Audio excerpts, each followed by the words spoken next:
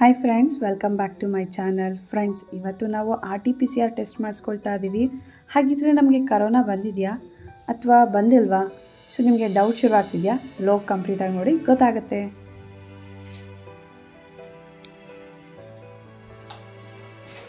मुझे हम दोनों को फीवर नहीं है लेकिन बॉडी पेन है, वो भी हो सकता है क्या? कुछ भी हो सकता है होने को।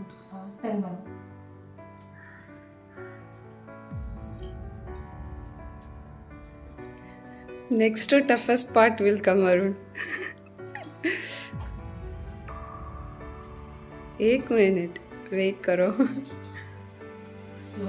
हाँ, बाकी है. रिलैक्स अरुण, पूरा बंद करो मुंह.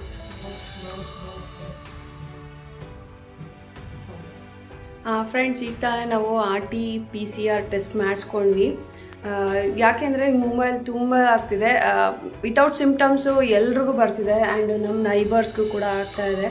ಸೊ ನಾವು ಲಾಸ್ಟ್ ಟೈಮು ಇದಕ್ಕೆ ಹೋಗಿದ್ವಿ, ಒಂದು ಮೂವಿ ನೋಡೋಕ್ಕೆ ಅಂತ ಹೋಗಿದ್ವಿ. ಮತ್ತು ಯಾಕೆ ರಿಸ್ಕ್ ತೊಗೊಳೋದು, ಚಾನ್ಸಸ್ ತೊಗೊಳೋದು, ನಾವು ಕೂಡ ಟೆಸ್ಟ್ ಮಾಡಿಸ್ಬಿಡೋಣ ಅಂತ ಅರ್ಲಿ ಮಾರ್ನಿಂಗೆ ಕರೆದು ಮಾಡಿಸ್ಕೊಂಡಿದ್ದೀವಿ. ಮನೆಗೆ ಬಂದು ಮಾಡಿಕೊಡ್ತಾರೆ. ಮನೆಗೆ ಬಂದು ಮಾಡಿದ್ರೆ 700 ರೂಪೀಸ್ ಇರುತ್ತೆ ಅಷ್ಟೇ. ಸೊ ಹೊರಗಡೆ ಹೋಗಿ ಮಾಡಿಸಿದ್ರೆ 600. ಸೊ ಇಲ್ಲೇನು ನಮಗೆ ಗೌರ್ಮೆಂಟ್ ಹಾಸ್ಪಿಟ್ಲೆಲ್ಲ ಸರ್ಚ್ ಮಾಡ್ಕೊಂಡು ಹೋಗಿ ಅದೆಲ್ಲ ಎಲ್ಲಿದೆ ಏನು ಅಂತ ಗೊತ್ತಿಲ್ಲ. ಆ್ಯಂಡ್ ಅಲ್ಲೂ ನಿಮಗೆ ಡಾಕ್ಟ್ರ್ ಪ್ರಿಸ್ಕ್ರಿಪ್ಷನ್ಸ್ ಇದ್ದರೆ, ಏನಾದ್ರು ಡಾಕ್ಟ್ರ್ ಸಜೆಸ್ಟ್ ಮಾಡಿದರೆ ಅಷ್ಟೇ ಟೆಸ್ಟ್ ಮಾಡೋದು, ಇಲ್ಲಾಂದರೆ ಮಾಡೋದಿಲ್ಲ. ಹಾಗಾಗಿ ನಾವು ಪ್ರೈವೇಟಲ್ಲೇ ಮಾಡಿಸ್ಕೊಳ್ಬೇಕು. ಸೊ 600-700 ರೂಪೀಸಲ್ಲಿ ಏನು 100 ರೂಪೀಸ್ಗೆ ಹೊರಗಡೆ ಹೋಗಿ ರಿಸಿಕ್ ತೊಗೊಳೋದು ಅಂತ ಮನೆಗೆ ಕರೆಸಿ ಮಾಡಿಸ್ಕೊಂಡಿದ್ದೀವಿ. ನಾನು ಮತ್ತು ಅರುಣ್ ಇಬ್ಬರು ಮಾಡಿಸ್ಕೊಂಡ್ವಿ. ಸಿಮ್ಟಮ್ಸ್ ಇಲ್ಲ. ನಿನ್ನೆ ಸ್ವಲ್ಪ ಲೈಟಾಗಿ ನಂಗೆ ಹೆಡೇಕ್ ಇತ್ತಷ್ಟೇ. ಮೇ ಬಿ ಕ್ಲೈಮೇಟಿಂದನೂ ಇರಬಹುದು ಆ್ಯಂಡ್ ವರ್ಕ್ ಲೋಡ್ ಇದರಿಂದನೂ ಇರಬಹುದು. ಬಟ್ ಸ್ಟಿಲ್ ನಾವು ಮಾಡಿಸ್ಕೊಂಬಿಡೋಣ, ನಮಗೂ ಒಂದು ಸ್ಯಾಟಿಸ್ಫ್ಯಾಕ್ಷನ್ ಸಿಗುತ್ತೆ. ಆ್ಯಂಡ್ ಮೋರ್ ಓವರ್ ಊರಲ್ಲಿರೋರಿಗೆ ಒಂದು ಸ್ಯಾಟಿಸ್ಫ್ಯಾಕ್ಷನ್ ಇರುತ್ತೆ. ಇವ್ರು ಮಾಡಿಸಿದ್ರು ಇಲ್ವೋ, ವರ್ಕ್ ಇದೆಯೋ ಇಲ್ವೋ, ಹೆಂಗಿದ್ದಾರೆ ಅಂತ ಅವರು ತುಂಬ ಥಿಂಕ್ ಮಾಡ್ತಿದ್ರು. ನಮ್ಮ ಮನೆಯಿಂದಂತೂ ಫೋನ್ಸ್ ಬರ್ತಾನೆ ಇತ್ತು, ಹೊರಗಡೆ ಹೋಗಬೇಡಿ, ಅಲ್ಲಿ ಹೋಗಬೇಡಿ, ಇಲ್ಲಿ ಹೋಗಬೇಡಿ, ಮನೇಲೇ ಇರಿ, ಹಂಗೆ ಹಿಂಗೆ ಅಂತ. ಸೊ ಇದು ಮಾಡಿಸೋದ್ರಿಂದ ಎಲ್ರಿಗೂ ಒಂಚೂರು ಸಮಾಧಾನ ಸಿಗುತ್ತೆ ಅಂತ ಇವತ್ತು ಮಾಡಿಸಿದ್ದೀವಿ. ನಮಗೆ ಮಿಡ್ ನೈಟಿಗೆ ಬರುತ್ತೆ ರಿಪೋರ್ಟು. ಲೆಟ್ಸ್ ಸಿ ಏನಾಗುತ್ತೆ ಅಂತ.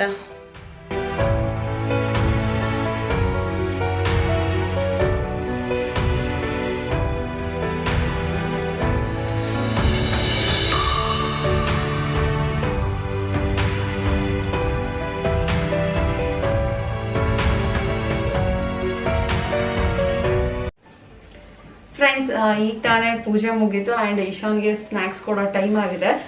ಸೊ ಎಲ್ಲ ಡ್ರೈ ಫ್ರೂಟ್ಸ್ನು ಪ್ಲೇಟ್ಗೆ ಹಾಕೊಂಡಿದ್ದೀನಿ. ಹಾಗೆ ಒಂದು ಇದು ವೀಟ್ ಬ್ರೆಡ್ ಇದು. ಸೊ ಇದು ಕೊಡೋ ಮುಂಚೆಗೆ ನಾನು ಕೈನ ಸ್ಯಾನಿಟೈಸ್ ಕೂಡ ಮಾಡ್ಕೊಂಡಿದ್ದೀನಿ ನೀಟಾಗಿ. ಆ್ಯಂಡ್ ಮಾಸ್ಕು ಕೂಡ ವೇರ್ ಮಾಡಿದ್ದೀವಿ. ರಿಸಲ್ಟ್ ಬರೋ ತನಕ ಮಾಸ್ಕ್ ಹಾಕೊಳ್ಳೋದು ಬೆಸ್ಟ್ ಅಂತ ಅನಿಸ್ತು. ಯಾ ಇಶಾನ್ ಇವತ್ತು ಎದ್ದಿದ್ದು ತುಂಬ ಲೇಟು. ಸೊ ಎಕ್ಸಾಮ್ಸ್ ನಡೀತಿದಲ್ಲ, ನೆನ್ನೆಲ್ಲ ಲೇಟಾಗಿ ಸ್ಟಡಿ ಮುಗಿಸ್ತಾ. ಸೊ ಹಾಗಾಗಿ ಎದ್ದಿದ್ದು ಕೂಡ ಲೇಟು. ಎದ್ದು ಹಾಲು ಕುಡಿದಿದ್ದಾನೆ. ತಿಂಡಿ ಬಂದ್ಬಿಟ್ಟು ನಾನು ಇವತ್ತು ಪೋಹ ಮಾಡಿದ್ದೆ. ಆ್ಯಕ್ಚುಲಿ ಪೋಹ ಅದು ಇನ್ನೂ ಸ್ವಲ್ಪ ಇಲ್ಲೇ ಉಳ್ಕೊಂಡಿದೆ. ನಾನು ಮಧ್ಯಾಹ್ನಕ್ಕೆ ಏನಾದರೂ ಮಾಡಬೇಕು.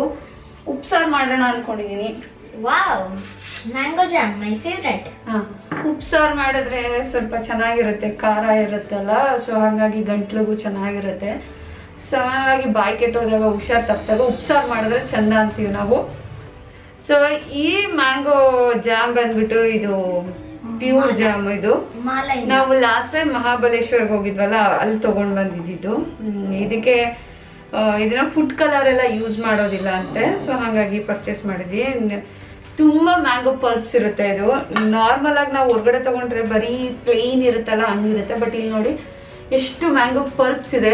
ಇದೆಲ್ಲ ಮ್ಯಾಂಗೋ ಪಲ್ಪ್ಸ್. ಇದು ನೋಡಿ, ಒಂದು ಬಿದ್ದೆ ಹೋಯ್ತು ತೋರ್ಸಕ್ ಹೋಗಿ ಈ ರೀತಿ. ಆಮೇಲೆ ಈ ಜಾಮ್ ಸಿಗೋದು ಮಾಲಾ ಕಂಪ್ನಿಯಿಂದ. ಹೌದಾ? ಮಾಲಾ ಬಿಟ್ಟು ಎಲ್ಲೂ ಸಿಗಲ್ವಾ? ಸಿಗತ್ತೆ, ಮ್ಯಾಪ್ರೋ. ಸ್ನ್ಯಾಕ್ಸ್ ತಿನ್ಬಿಟ್ಟು ನೆಕ್ಸ್ಟ್ ಸಬ್ಜೆಕ್ಟ್ ಕುತ್ಕೊಂಡು ಸ್ಟಡಿ ಮಾಡಬೇಕು. Okay okay.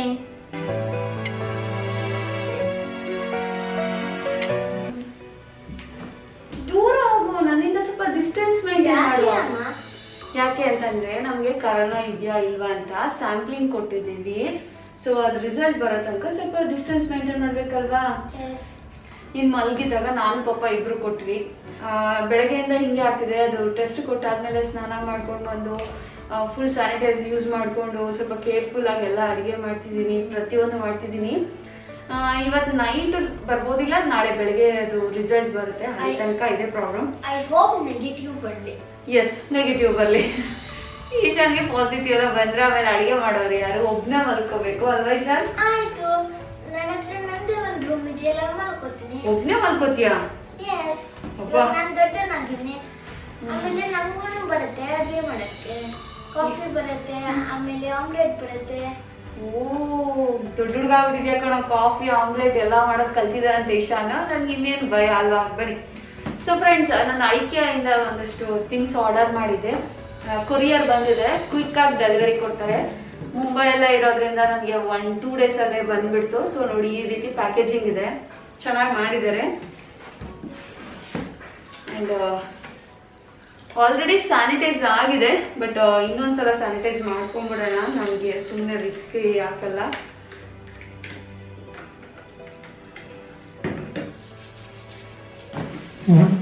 ಮಿನಿಮಮ್ 40% ಆಫ್ ಏನೋ ಇತ್ತು. ಸೊ ನಾನೇನು ಹೆಚ್ಚಿಗೆ ಆರ್ಡರ್ ಮಾಡಕ್ ಹೋಗ್ಲಿಲ್ಲ, ಏನು ನೆಸೆಸಿಟಿ ಇತ್ತು ಅಷ್ಟೇ ಆರ್ಡರ್ ಮಾಡಿದ್ದೀನಿ.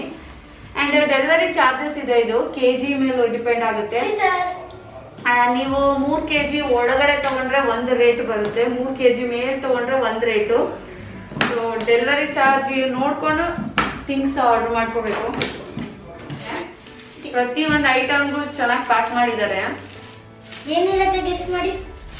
ಇನ್ನೇನಿರುತ್ತೆ? ಪ್ಲೇಟ್ ನೋಡೋಣ. ಪ್ಲೇಟ್, ಓ ಮೈ ಗಾಡ್, ಚೆನ್ನಾಗಿದೆ. ಆಟ ತಗೊಂಡು ಇಷ್ಟು ಉದ್ದ ಇದೆ ನೋಡಿ. ಒಳ್ಳೆ ಇದು ಜೇನ್ಸ್ ಇದು ಬರುತ್ತಲ್ಲ ಗೂಡು, ಆ ರೀತಿ ಇದೆ ಇದು ಅಲ್ಲ? ಕರೆಕ್ಟ್. ಇದು ಕ್ವಾರ್ಟರ್ ಪ್ಲೇಟ್ಸು. ನಿಮಗೆ ಡಿನ್ನರ್ ಪ್ಲೇಟ್ ಪಕ್ಕ ಒಂದು ಚಿಕ್ಕ ಪ್ಲೇಟ್ಸ್ ಇರುತ್ತಲ್ಲ, ಏನಾದರೂ ಸ್ನ್ಯಾಕ್ಸು ಅದು ಇದು ಸರ್ವ್ ಮಾಡೋಕ್ಕೆ ಯೂಸ್ ಆಗುತ್ತೆ. ಸೊ ಅದಕ್ಕೆ ಈ ಥರ ಪ್ಲೇಟ್ಸ್ ತೊಗೊಂಡಿದ್ದೀನಿ, ತುಂಬ ಚೆನ್ನಾಗಿದೆ ಇದು. ಇದನ್ನು 6 ಪೀಸ್ ತೊಗೊಂಡಿದ್ದೀನಿ ನಾನು. ಸೊ ಇಲ್ಲಿದೆ ನೋಡಿ, ಇನ್ನು 3 ಪೀಸ್ ಇಲ್ಲಿದೆ. ಇದ್ರ ಜೊತೆಗೆ ಇದು ಬಂದ್ಬಿಟ್ಟು ಬೌಲ್, ಇದು ಸೂಪ್ ಬೌಲ್ ನೋಡಿ, ಸೂಪ್ ಬೌಲ್ ಚೆನ್ನಾಗಿದೆ ಇದು.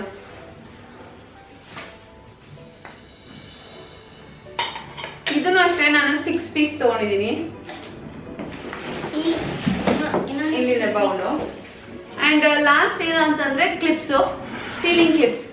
ಸ್ನ್ಯಾಕ್ಸ್ ತರ್ತೀವಿ, ಆಮೇಲೆ ಗ್ರಾಸರಿ ತರ್ತೀವಿ ಮನೆಗೆ, ಪ್ರತಿಯೊಂದಕ್ಕೂ ರಬ್ಬರ್ ಬ್ಯಾಂಡ್ ಹಾಕ್ಬೇಕು, ಇಲ್ಲ ಏನಾದರೂ ಟೈ ಮಾಡಬೇಕು, ಇಲ್ಲಾಂದ್ರೆ ಚೆಲ್ಲೋಗುತ್ತೆ. ಆ್ಯಂಡ್ ಎಲ್ಲಾದರೂ ಬಾಕ್ಸಸ್ ಇಟ್ಕೊಳ್ಳೋಕ್ಕಾಗೋದಿಲ್ಲ, ಸ್ಪೇಸ್ ಕನ್ಸ್ಯೂಮ್ ಆಗುತ್ತೆ ಅಂತ. ಸೊ ಅದಕ್ಕೋಸ್ಕರ ಇದು ಈಸಿಯಾಗಿ ಮಾಡ್ಕೊಳ್ಬೋದು. ಇದು ಕ್ಲಿಪ್ಸು, ನಾವೇನು ಸ್ನ್ಯಾಕ್ಸ್ ತರಿಸ್ತೀವೋ ಅಥವಾ ಬಿಸ್ಕೆಟ್ ಕವರ್ ಆಗ್ಬೋದು, ಸ್ನ್ಯಾಕ್ಸ್ ಆಗ್ಬೋದು, ಗ್ರಾಸರಿದಾಗ್ಬೋದು, ಯೂಸ್ ಮಾಡಾದ್ಮೇಲೆ ಉಳ್ಕೊಂಡಿರೋದಕ್ಕೆ ಇದು ಕ್ಲಿಪ್ ಮಾಡಿ ಇಟ್ಕೊಂಡ್ರೆ ಸೊ ನಮಗೆ ಜಾಗನೂ ಉಳ್ಕೊಳ್ಳುತ್ತೆ. ಬಾಕ್ಸಸ್ ಜಾಸ್ತಿ ಬೇಕಾಗೂ ಇಲ್ಲ, ಚೆನ್ನಾಗಿ ಕಾಣುತ್ತೆ. ಆ್ಯಂಡ್ ಕಾಕ್ರೋಚು ಅದು ಇದು ಒಳಗಡೆನೂ ಹೋಗೋದಿಲ್ಲ.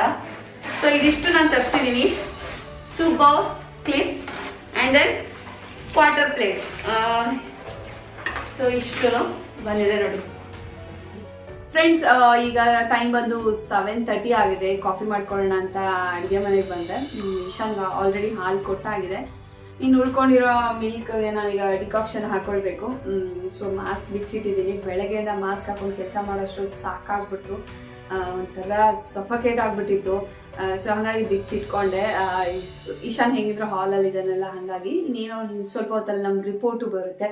ಸೊ ಅದ್ರ ಮೇಲೆ ಮತ್ತೆ ಮಾಸ್ಕ್ ಹಾಕೊಳ್ಬೇಕಾ ಬೇಡವಾ ಅಂತ ಡಿಸೈಡ್ ಆಗುತ್ತೆ. ಇದ್ರ ಜೊತೆಗೆ ಇಶಾನ್ ಅಲ್ಲೇ ಇರು, ಬರಬಾರ್ದು, ನಾನು ಮಾಸ್ಕ್ ಹಾಕಿಲ್ಲ. ಅದ್ರ ಜೊತೆಗೆ ಏನಾಗುತ್ತೆ ಅಂತಂದರೆ, ನಾನು ಹಿಟ್ಟು ರುಬ್ತಾ ಇದ್ದೆ. ಸೊ ನೋಡಿ, ಅರ್ಧಕ್ಕೆ ನಿಲ್ಸ್ಕೊಂಡು ಕೂತಿದ್ದೀನಿ. ಅರುಣ್ಗೆ ಕಾಲ್ ನಡೀತಾ ಇದೆ. ಸೊ ಇದ್ರ ಸೌಂಡ್ ಆಗುತ್ತೆ, ಆಫ್ ಮಾಡೋದ್ರು, ಅದನ್ನು ಬೇರೆ ಆಫ್ ಮಾಡಿ ನಿಲ್ಸಿದ್ದೀನಿ. ಸೊ ಹಿಟ್ಟು ರುಬ್ಬೇಕು. ನಾಳೆ ನಮ್ಮ ಮನೇಲಿ ಇಡ್ಲಿ ಜೊತೆಗೆ ನೀರು ಮಸಾಲೆ ಸಾಂಬಾರು ಮಾಡೋಣ ಅಂತ ಅಂದ್ಕೊಂಡಿದ್ದೀನಿ. ಚಿತ್ರಬೇಳೆ ಮಸಾಲೆ ಸಾಂಬಾರು. ಹೋಗು, ಆಯ್ತು, ದೂರ ಹೋಗು. ನೀನು ಮಾಸ್ಕ್ ನೀನ್ ಹಾಕೊಂಡ್ರೆ ಸಾಕಾಗಲ್ಲ, ನಾನು ಹಾಕೊಳ್ಬೇಕು. ಈಗ ಆಯ್ತು, ಹೋಗು ಪಾಪು. ಇಟ್ಸ್ ಓಕೆ, ಹೋಗು. ನನ್ನ ಮಾಸ್ಕ್ ಎಲ್ಲಿ? ಓಕೆ, ಸೊ ಇದಿಷ್ಟು ಆಗಬೇಕು. ಇನ್ನು ಹಿಟ್ಟೆಲ್ಲ ರುಬ್ಬಿದ್ಮೇಲೆ ಆ್ಯಂಡ್ ಡಿನ್ನರ್ ರೆಡಿ ಮಾಡಬೇಕು. ಡಿನ್ನರ್ಗೆ ಏನು ಮಾಡೋದು ಅಂತ ಐಡಿಯಾ ಇಲ್ಲ. ಸೊ ನೋಡೋಣ. ಸದ್ಯಕ್ಕೆ ಕಾಫಿ ಕುಡಿದು ರಿಪೋರ್ಟ್ ಬರೋ ತನಕ ವೆಯ್ಟ್ ಮಾಡಬೇಕು.